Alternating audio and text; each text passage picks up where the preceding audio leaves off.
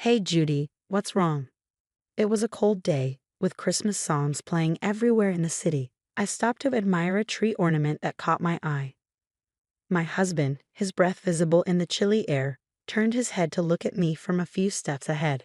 He smiled softly, his ears red from the cold. I adored the way he looked at me. Nothing. Let's go home and have dinner. I made hot stew for this especially cold day. Sounds great. Laughing, we held hands and walked down the street. From somewhere, a familiar Christmas song reached my ears. My name is Judy, and what I'm about to tell you is a rather strange Christmas miracle I experienced a few years ago, along with the story leading up to it. You're late. Before I could respond, my husband Dan's anger hit me like a wave. Where have you been? I just went to the closest deli, I replied. It was mid-December, and it felt like it was about to snow. His cuss words chased me out into the cold without my coat just a short time ago. Are you trying to fool me? I'm the breadwinner of this household. When I come home, I expect a proper dinner to be ready and served. Can't you even manage such an easy task? He scolded me harshly in front of the dinner table. No hot sauce? How come you're so lazy about it? There's no way to eat chicken wings without it. Don't mess with me. I had rushed out of the apartment with my wallet and came back with the hot sauce, gasping for breath. His irritation only grew. Deli? Are you crazy? Isn't it cheaper to buy at a supermarket? He pointed at the hot sauce and rolled his eyes. You have no sense of budgeting. I couldn't resist retorting, of course, I buy groceries at the supermarket, but it's far away. I told you earlier, I forgot to buy it today. Anyway, you get upset if the food gets cold. That's why I went to the closest shop. I did forget to add it to my shopping list and had run out. But I was sure the chicken wings tasted fine even without it. I didn't understand why he was so angry about it. His anger didn't cool down at all. Where's your apology? I did apologize earlier, didn't I? What's with your attitude? You're the one who. My retort added fuel to the fire, and he continued throwing his temper at me for another hour. Who wants such stale food now? In the end, he flipped the plate of chicken wings and went out to get dinner elsewhere. A few days later, I went to clean my parents' house, which was up for sale, and stopped by to visit an old lady in the neighborhood whom I called Grandma. Listen, Roma, your prediction was off for the first time. I didn't predict anything, Grandma, who had cared for me since I was a little girl, said, laughing ambiguously. No way. Everything you predicted since I was a kid came true. If they weren't predictions, then prophecies, I said with a wry smile. Remember when you told me not to go to the mall? There was a lightning strike, and it almost burnt down. Another time, you insisted I go out when I wanted to stay home, and my house got robbed. If I had been home, I would have faced the robber for sure. I still got chills remembering it. The robber was caught later with a knife in his pocket. What if I had been home that day? Grandma's predictions often came true, like she was a real prophet. Hey, Grandma. Yes. Even though she said it was all in my mind or just a coincidence, she listened when my voice became serious. I don't think I would have been prepared for my mom's illness if you hadn't told me. She was my only family, and you gave her peace of mind by telling her I'd be blessed with something special one Christmas not far away. My mom was relieved to know I'd have a bright future before she left me. She told me about it in her hospital bed, and it was a ray of hope for her. Seeing her content about it was a sign of her love for me. That's why when Dan proposed to me on Christmas Day, I thought it was just as you predicted. I met him through a mutual friend. He seemed like a humble and gentle guy back then. But once we got married, he turned into an arrogant husband. Just like the hot sauce incident, he got upset over trivial matters. He complained the food was too cold or the salad was too lukewarm, even though he was the one who let it sit while he played on his phone. He criticized everything I did, from cleaning the apartment to washing clothes. Nothing I did was up to his liking, which made me feel trapped and suffocated. I don't want to go back home to him, I whined to Grandma, feeling a sting in my nose. Now it's almost sunset. Don't you have to go back and cook dinner? She glanced at the sky and rushed me, though I was slow to move. Feeling softly rejected, I stood up lazily. You're going to be okay as long as you stand your ground. Even though you'll have struggles, you're going to be happy one day. You'll have a Christmas that will make you jump up and down in joy. So just live straight and truthfully. God is watching. I quickly turned around at her words that softened my heavy heart. Is it a prophecy? Let's see. I'm just an old woman, she said with another ambiguous smile, baffling me. Let's see if I put more effort. Dan might change. I tried to shift my mood, thinking it might have been too early to judge her original prediction. But then it was dinner, massages, ironing his shirt.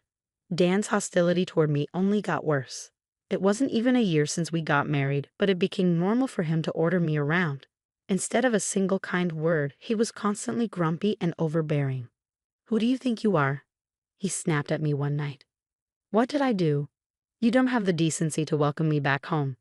Who do you think you were to hang around outside until now? I have to warm up my food in a microwave. God darn you." His menace made me sigh. "I told you, right? I had a co-op meeting tonight. I even left a note on the table for you." "Shut up. That's not an excuse for lazy cooking." "What do you mean?" "I didn't cut corners. I prepared the main dish and sides as usual. If it's not freshly cooked, it's called cutting corners." His logic was messed up. I should be prioritized before anyone and anything. "I've been feeding you. You're my wife. You must obey me." "That's crazy," I said, stunned by his incomprehensible demand. "You have no family and relatives and can't live on your own. A scum like you should shut up and just worship me. If you can't, I'll divorce you," he smirked. It seemed to me that he was releasing his stress by making me obey him. "Anyway, give me a foot massage." I tried my best to restrain myself from snapping back at him. He would just become angrier anyway. Most of all, I had nowhere to go in the midst of sleet at night. So I sat down on the floor to give him the massage. My life continued like this until one day, I fainted from excruciating pain in the middle of grocery shopping and was taken to the hospital by ambulance. "I don't understand," I murmured, my mind going blank as my doctor explained my condition. "This virus is transmitted by sexual intercourse. I had your husband tested as well, and both of you have it. You didn't realize it because there were no symptoms. As far as I can tell, you need surgery. I'm very sorry to say this, but I think the chance of conceiving in the future seems extremely unlikely." Dan followed the doctor hurriedly as he left. "I can't have a baby," I repeated to myself. As I absorbed the news, my blank mind slowly filled with darkness. I needed to know more. I tried to follow my doctor and Dan on wobbly legs. "Wait, doctor, Dan." But I froze when I heard their conversation. "So must everyone out there get tested?" "Exactly. They must be treated all at once. Otherwise, there's no point. It keeps coming back to you. Would they know what the test is for?" "Of course," my doctor replied, growing irritated. Listening with despair, I realized the bottom line. Dan had at least 3 girlfriends and was still seeing them. I complained to a picture of my mom in an empty room. I had hoped, even though he's not a good husband now, he might change once we have a baby. I kept Grandma's words about eventual happiness like a good luck charm. But I guess I was wrong. In fact, Dan seemed to only care about his own health. He was diligent about his condition but never showed any concern for me. Having lost my parents, I had a strong longing to have my own baby. I hoped for a happy family with a husband, children, and me. Tears rained down on the picture of my mom in my hands. "Mom," I sobbed, covering my mouth with my fingers. Suddenly, Dan appeared. "What are you wasting your time for? You haven't prepared dinner yet. Here are the divorce papers. This is your punishment for neglecting your master and making a fuss." He noisily entered the room and threw the papers at my head as I sat down. "You are irritatingly depressing. I'm ready to divorce you anytime, no problem for me. You are the one who's going to be in trouble, right? Instead of slacking, do your duty if you don't want a divorce." "I'm not slacking." "Oh wait, there's one more punishment. I'm not giving you living expenses this month." He looked happy, smirking as he came closer. "I'm giving you a chance to reflect and change your attitude. Know your place. If you disobey me, a divorce." When he finished his tirade, he left the room looking refreshed. I stared at the divorce papers, feeling my emotions cool down. "Mom, I've decided." Wiping my tears from the picture frame, I spoke to my smiling mother. "Watch over me." I kept quiet and continued living with Dan for a while. He treated me like a servant and took out his fits of anger on me. I argued back occasionally but mostly passed the days in silence. One day, during another tantrum over cold stew and lukewarm salad, I sighed internally and decided to act on my plan. "If I don't obey you, you're getting a divorce, right?" "Right. If you don't want me to leave you, reflect on your stupidity," he sneered, leaning back in his chair. "You're a bit weak upstairs, aren't you?" "What the?" He fluttered his eyes in surprise at my reply. "What did you just say?" You repeat the same thing every time. Do you know what vocabulary is? You only utter the word divorce over and over. Your lack of vocabulary is quite sad. What the heck? Let's get a divorce. It's totally fine with me. I'll be a stranger to you, just as you wish. What the? Are you serious? I smiled and said my farewell. His mouth hung open, and he even forgot to get angry as usual. I've already moved all my necessary things out of here. If there's anything you don't need, just throw it away.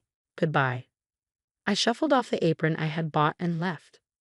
When I got married, I folded the apron lightly, placed it gently in front of Dan, and put the house keys on top of it. I looked at him one last time, then left the house with my pre-packed suitcase. What the heck is going on?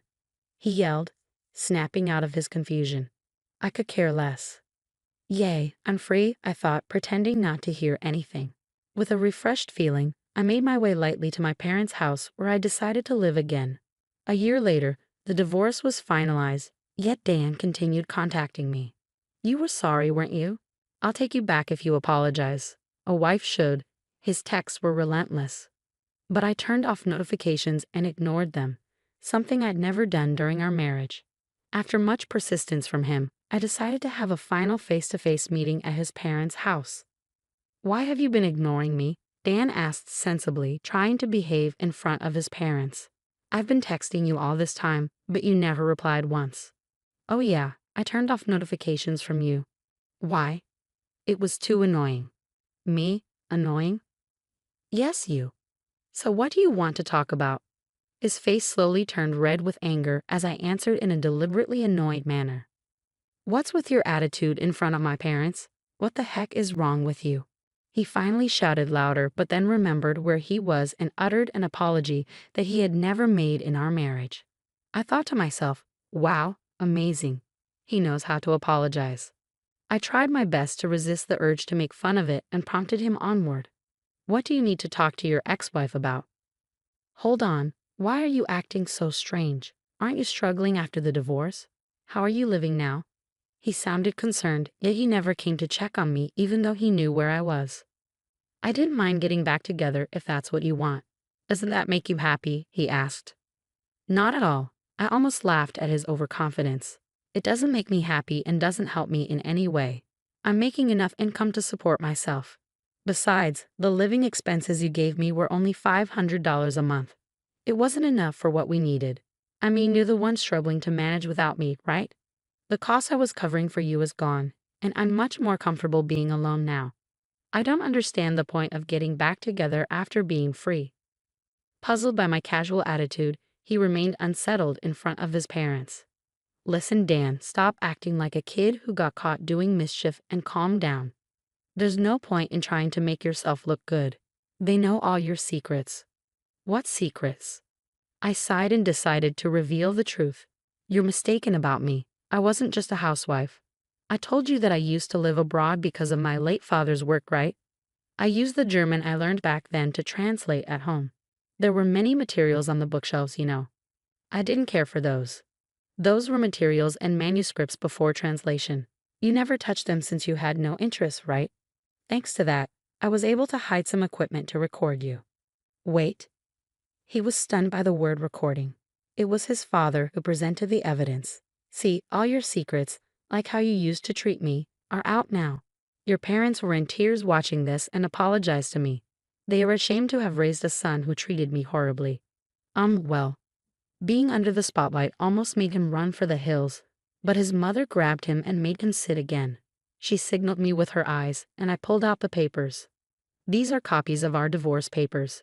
There are parts marked with a red circle, which I pointed out to Dan. You know them, don't you? No way. It was understandable for him to be in shock. What I pointed to were the witness signatures, names of people he knew very well. Actually, there wasn't enough space. You had more than 2 girlfriends, right? Wait a sec. No more waiting. Before I could continue, a resentful voice echoed. You never told us about the STD. We only had a relationship with you. That means you brought it in from somewhere else, didn't you? What am I? A fling. Didn't you say we'd get married one day? That's a statement only a bachelor should say. Oh no. We watched the video too. You are a villain, not only to us but to all women. You are the #1 public enemy. You are finished. Surrounded by his girlfriends, Dan crumbled to the floor. His parents sighed exaggeratedly. I had a private detective look into his girlfriends and secretly contacted them. Of course, I had told my ex-in-laws the whole story too. The result was this chaos. Your game is up now. There was a strong request from his parents that their son needed punishment. All his girlfriends and I demanded compensation from him. He worked for a company owned by a family member of his mother, so the payments were deducted from his payroll to prevent him from escaping. He was forcibly taken back to his parents' home and under their strict supervision faced a long period of compensation payments. 6 years have passed since then. Hey Judy, what's wrong? It's a cold day when Christmas songs play everywhere in the city. I stopped to look at a tree ornament that caught my eye. My husband, whose white breath clings in the air, turns his head to look at me from a few steps ahead. He's smiling softly, his ears red from the cold. The little girl in his arms also has rosy cheeks. I adore them so much. Grandma's prediction is actually amazing, I murmured. My current husband is surprisingly the brother of one of Dan's girlfriends. I hit it off with the girlfriends afterward and sometimes hang out with them. I met him by chance, and he gently soothed my depression. It's really a strange story. If it wasn't for what happened with Dan, I'm sure I wouldn't have met my current husband. So that's what Grandma meant when she said I'd struggle but be happy, I mused. Once again, I was amazed by Grandma's prediction. Moreover, after we got married, I got pregnant, which was said to be extremely unlikely. I remember getting sick on Christmas Day and being rushed to the emergency room, where the doctor indicated I was pregnant. I was literally jumping up and down with my husband, and the annoyed nurse scolded us to keep calm and rest. It was a true Christmas miracle. This time of year makes me reflect deeply. I've been hurt a lot by Dan, but now I'm so happy. Mommy, I came out of my thoughts when my daughter left my husband's arms and clung to me in her fuzzy coat. Nothing. Let's go home and have dinner. It's hot stew for an especially cold day. I've already prepared it. Sounds great, yay. Laughing, we held hands and walked down the street. From somewhere, a familiar Christmas song reached my ears.